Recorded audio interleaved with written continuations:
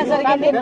ఎందుకంటే కొన్ని లక్షలాది మంది ప్రజలు ఈ రోజు వైకుంఠ ఏకాదశిన దేవదేవుడు వెంకటేశ్వర స్వామిని అందరూ కూడా దర్శించుకుందామని, అతని ఆశీర్వాదం తీసుకుందామని దూర ప్రాంతాల నుంచి మిగతా రాష్ట్రాల నుంచి కూడా ఈరోజు భక్తులు చాలా మంది ఇక్కడికి రావడం జరిగింది.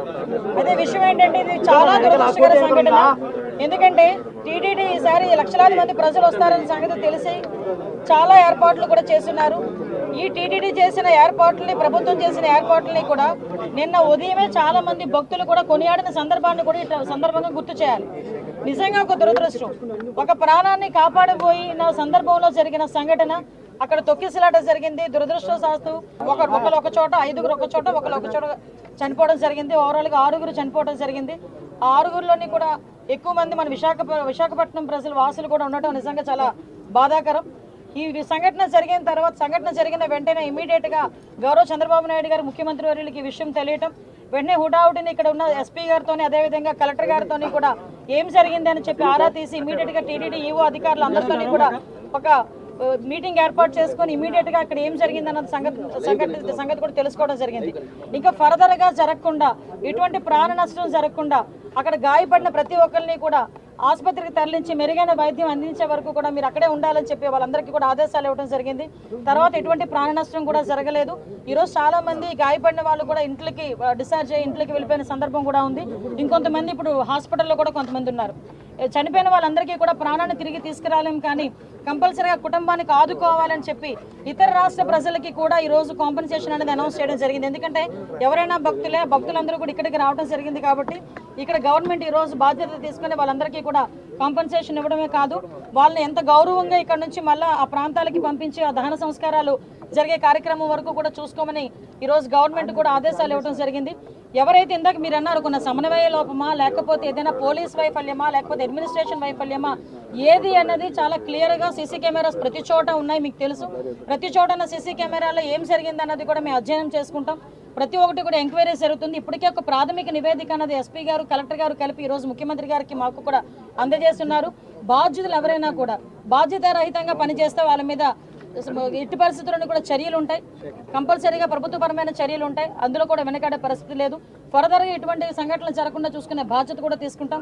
ఎప్పుడు లేని విధంగా ఎప్పుడు ప్రతిసారి వస్తూనే ఉంటారు లక్షలాది మంది ప్రజలు. ఇంకా చాలా ఎక్కువ మంది వచ్చారు. దానికి తగ్గట్టుగానే ఈరోజు అన్ని ఏర్పాట్లు కూడా చేసుకున్నాం. దయచేసి ప్రజలందరూ కూడా, ముఖ్యంగా ప్రతిపక్షాల వాళ్ళు, ప్రజలు అందరూ కూడా అర్థం చేసుకోవాల్సిన విషయం ఏంటంటే ఇది ఒక దురదృష్టకరమైన యాక్సిడెంట్ సంఘటన జరిగింది. దీనికి ఫర్దర్గా జరగకుండా బాధ్యత కూడా మేము గవర్నమెంట్ తీసుకుంటాం. ఇప్పటి వరకు జరిగిన దానికి కూడా చింతిస్తున్నాం. దానికి కూడా బాధ్యత వహిస్తూనే ఈరోజు ఆ కుటుంబాన్ని అందరికీ కూడా ఎక్స్గ్రేషియా ప్రకటించి ఆ కుటుంబానికి మేము అండగా, అంటే మళ్ళీ చెప్తున్నా, పోయిన ప్రాణాన్ని ఎవరు తిరిగి తీసుకురాలేరు, కానీ కుటుంబానికి అండగా ఉండే బాధ్యత కూడా గవర్నమెంట్ తీసుకుంటుంది. ప్రతి ఒక్కరు కూడా అర్థం చేసుకోవాల్సిందిగా, భక్తులందరూ కూడా సమన్వయం చేసుకోవాల్సిందిగా అందరినీ కూడా కోరుకుంటున్నా.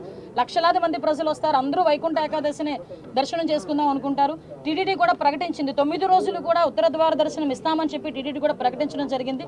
ఆ నేపథ్యంలోనే ప్రజలందరికీ కూడా టోకెన్లు ఇవ్వాలని ఒక మంచి ఉద్దేశంతో పనిచేసిన ఒక చిన్న పొరపాటు అయితే, దురదృష్టకర సంఘటన ఇది, యాక్సిడెంట్ ఇది.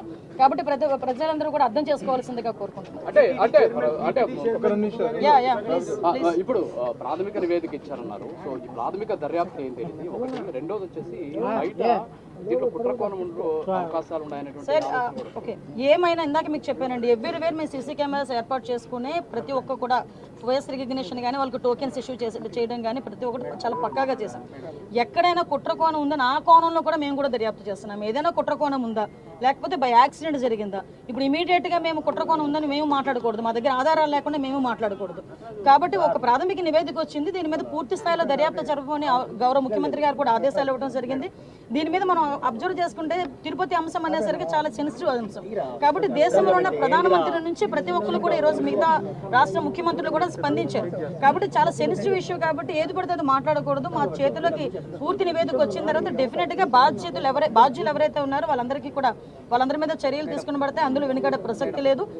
భక్తులు శ్రేయసే ముఖ్యంగా మేము పనిచేస్తున్నాం. టీటీడీ చైర్మన్ గారు ముందుగానే తమకు ఫీడ్బ్యాక్ ఉందని చెప్పేసి అధికారులకు తెలియజేయడం జరిగిందని చెప్పేసి ప్రెస్ మీట్ లో చెప్పారు. మరి టీటీడీ చైర్మన్ గారు చెప్పిన తర్వాత కూడా అధికారులలో లేదండి, మీరు అన్నది నిజంగా టీటీడీ చైర్మన్ గారు ముందు నివేదిక ఇచ్చింది. మా అధికారులు కనుక అడ్మినిస్ట్రేషన్ విషయంలో ఎక్కడైనా లోపాలు జరుగున్నాయో ఇప్పుడు మాకు ఎలాగో మన సీఎం గారు వస్తున్నారు, ఇప్పుడు సీఎం గారు వచ్చేసరికి మాకు క్లియర్ నివేదిక ఉంటూ ఉంటుంది. నిజంగా అలాంటి పరిస్థితులు ఏమైనా ఉన్నాయి, ఎవరైనా ఏ స్థాయిలో వ్యక్తి అయినా కూడా అతని మీద చర్యలు తీసుకోవడానికి ఎక్కడ కూడా వెనుకాడం. చైర్మన్ గారికి ఫీడ్బ్యాక్ ఉంది, అది అధికారులకు ఇన్స్ట్రక్షన్ చేసినామని చెప్తున్నారు. అదే విషయం చెప్తున్నాను కదా సార్. నిజంగా అదే పరిస్థితి జరిగి బాధ్యతారహితంగా ఎవరైనా పనిచేసి ఉంటే, బాధ్యతారహితంగా పనిచేసిన ప్రతి ఒక్కరి మీద కూడా చర్యలు ఉంటాయి. ఇదేది దాచేసి దాగేదేం కాదు కదా. ఈ రోజు కాకపోతే రేపైనా తెలుస్తుంది ఎవరు బాధ్యతారహితంగా పనిచేశారన్నది. కాకపోతే ప్రతి ఒక్కరు కూడా బాధ్యతాయుతంగా పనిచేయాలని మేము కోరుకుంటున్నాం. ఎందుకంటే లక్షలాది మంది భక్తులు వచ్చే పుణ్యక్షేత్రం ఇది. దయచేసి అటువంటి బాధ్యతారహితంగా పనిచేసిన ఏ స్థాయి వ్యక్తిని కూడా, అది కింద స్థాయి వ్యక్తి, పై స్థాయి వ్యక్తి, ఏ స్థాయి వ్యక్తిని కూడా